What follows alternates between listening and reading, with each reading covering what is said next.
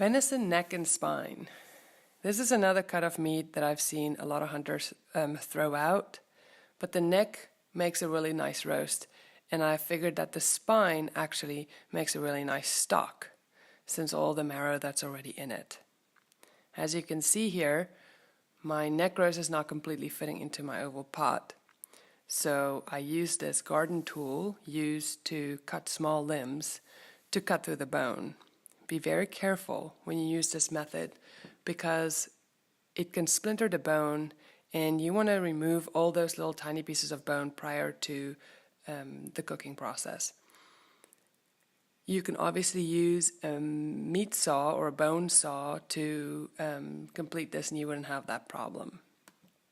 Now you can see how nicely the neck roast is fitting into my pot.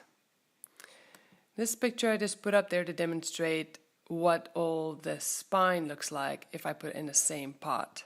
But I have actually learned to Tetris everything in the same pot together, so it looks like this. The next step is then to add some water to fill up to almost all the way to the past the meat. Then added some allspice, some fresh allspice leaves, and a pretty good amount of salt. I will close the lid and I would put it in the oven at 220 degrees for 8 to 10 hours. You can use a crock pot to do the same, but I would say put it at low and leave it for 10 hours. When it comes out of the oven, all the fat's beautifully rendered, the meat is slowly cooked and it's now falling off the bone.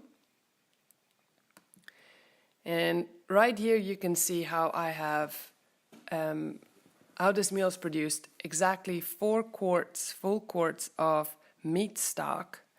It has a little bowl full of pulled meat, and then also some bones that I will then later put in my bone box to make bone broth with. Meat stock is different than bone broth. Meat stock is cooked from meat on bone with water and salt and no apple cider vinegar, and cooked for less than 12 hours or so. Bone broth is sometimes cooked for up to 72 hours and cooked from bone only mostly, and it has apple cider vinegar added to it to help leach some of the minerals out of the bone. You can see I made 2 little sourdough sandwiches with this. I heated up the meat prior so all the fat was nicely melted, and this sandwich is absolutely succulent and wonderful.